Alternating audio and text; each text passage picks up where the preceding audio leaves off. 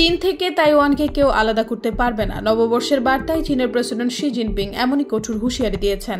তাইওয়ানের সঙ্গে উত্তেজনা চললেও তিনি পূর্ণ মিলনের প্রতিশ্রুতি ব্যক্ত করেছেন।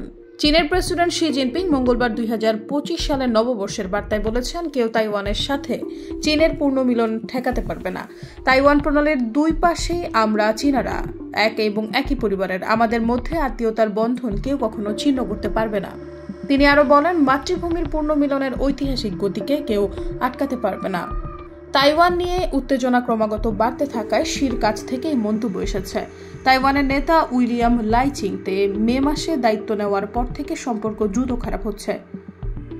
কয় মাসে বেইজিং দ্বীপটি অবরোধ সহ 3টি বড় সামরিক মহড়া করেছে। অপরদিকে তাইওয়ান জরুরি মুহূর্তে প্রতিরোধের জন্য প্রস্তুতি বাড়াচ্ছে।